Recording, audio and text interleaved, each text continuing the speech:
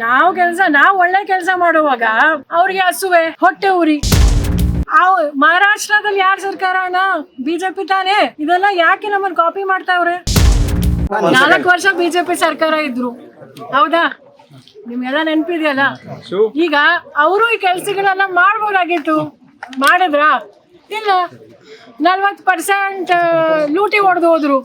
ಈಗ ಅದಕ್ಕೆ ಜನ ನಮಗೆ ಆಶೀರ್ವಾದ ಮಾಡಿದ್ರು. ನಾವು ರೇವಣ್ಣ ಸಾಹೇಬರು ಏನು ಹೇಳ್ತಾ ಇದ್ದಾರೆ ಅಂದರೆ, ನಾವು ಕಾಂಗ್ರೆಸ್ ಅವರು ಪ್ರತಿಯೊಬ್ಬರು, ಯಾವುದೇ ಜಾತಿ ಆಗಲಿ ಯಾವುದೇ ಧರ್ಮ ಆಗಿರಲಿ, ಎಲ್ರಿಗೂ ಇದು ಒಳ್ಳೇದಾಗ್ತಾ ಇದೆ. ವಿಶೇಷವಾಗಿ ಬಡವರಿಗೆ ನೋಡಿ, ಬಡತನ ಬಹಳ ಹೆಚ್ಚಾಗಿದೆ ನಮ್ಮ ದೇಶದಲ್ಲಿ. ನಿರುದ್ಯೋಗ ಸಮಸ್ಯೆ ತಾಂಡವ ಆಡ್ತಾ ಇದೆ. ಈಗ 11 ವರ್ಷದಿಂದ ಎಷ್ಟು ಕೋಟಿ ಉದ್ಯೋಗ ಸೃಷ್ಟಿ ಮಾಡ್ತೀನಿ ಅಂದರು? 2 ಕೋಟಿ ವರ್ಷಕ್ಕೆ 22 ಕೋಟಿ ಉದ್ಯೋಗ ಸೃಷ್ಟಿ ಆಗಬೇಕಿತ್ತು. ಎಲ್ಲಿ, ಯಾರಿಗೆ? ನಮ್ಮೆಲ್ರಿಗೂ, ನಮ್ಮ ಸಹೋದರಿಗೆ, ನಮ್ಮ ಮಕ್ಕಳಿಗೆ ಬಂತಾ? ಇಲ್ಲ, ನಮಗೂ ಗೊತ್ತಿದೆ. ಆದರೆ ಈಗ ನಾವು ಒಳ್ಳೆ ಕೆಲಸ ಮಾಡುವಾಗ ಅವ್ರಿಗೆ ಹಸುವೆ ಹೊಟ್ಟೆ ಉರಿ. ಅದಕ್ಕೆ ಅವ್ರು ಇದೆಲ್ಲ ಆಡ್ತಾ ಇದೆ. ದಿವಾಳಿ ಮತ್ತೆ ಇದು ಬಿದ್ದೋಗುತ್ತೆ, ಮತ್ತೆ ಇನ್ನೇನು ಹೇಳಿದೆ ಅಣ್ಣ, ಈಗ ಅದೆಲ್ಲ ಏನಕ್ಕೆ ಹೇಳ್ತಾ ಇರೋದು ಅಂದ್ರೆ, ಈಗ ಹಸುವೆ ಹೊಟ್ಟೆ ಉರಿ. ಈಗ ನಮಗೆ ಒಳ್ಳೆ ಹೆಸರು ಬರ್ತಿದೆಯಲ್ಲ, ಈಗ ನೀವು ಕೇಳಿಸ್ಕೊಂಡ್ರಿ ಒಳಗಡೆ. ಈಗ ಒಬ್ರು ಅವ್ರಿಗೇನೋ ಇದು ಬಿಟ್ಟು ಸಾರಿ ಬೇರೆ ಎಲ್ಲ ಹೊಗಳಿದ್ರ ಇಲ್ವಾ? ಒಳ್ಳೇದಾಗ್ತಿದ್ಯಾ ಇಲ್ವಾ? ಅದಕ್ಕೆ ಈಗ ಬಿಜೆಪಿ ಅವರು ನಮ್ಮನ್ನು ಹೊಗಳಕ್ಕಾಗತ್ತಾ? ಅವ್ರಿಗೆ ಇದು ಕೆಟ್ಟದು ಅಂದ್ರೆ, ಮಹಾರಾಷ್ಟ್ರದಲ್ಲಿ ಯಾರ ಸರ್ಕಾರನ?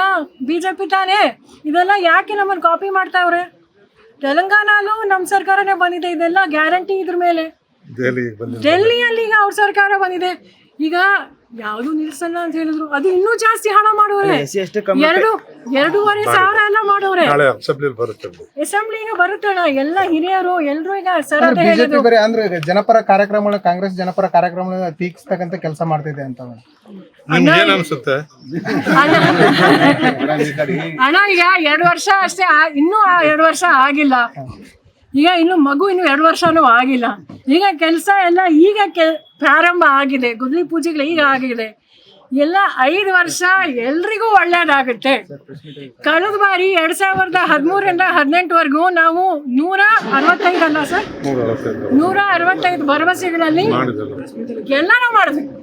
ಅದಕ್ಕೆ ಈಗಲೂ ಸಹ ನಾವು ಸನ್ಮಾನ್ಯ ಸಿದ್ದರಾಮಯ್ಯ ಸರು, DK ಸರು, ಎಲ್ಲರ ಹಿರಿಯರ ಎಲ್ಲರ ನಮ್ಮ ಕಾಂಗ್ರೆಸ್ ಸರ್ಕಾರ 100% 100% ಮಾಡಿದ್ವಿ.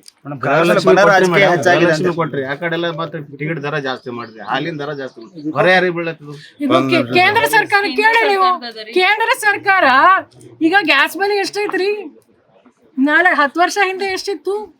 GST ಯಾರೇ ಮಾಡೋರು? ನಾವ? ರಾಜ್ಯ ಸರ್ಕಾರನ ಕೇಂದ್ರ ಸರ್ಕಾರನ? ಮಾಧ್ಯಮದವ್ರು ತಾವು ಅವ್ರಿಗೂ ಕೇಳ್ಬೇಕಲ್ರಿ, ಯಾರೇ GST ಹಾಕ್ತಾವ್ರು?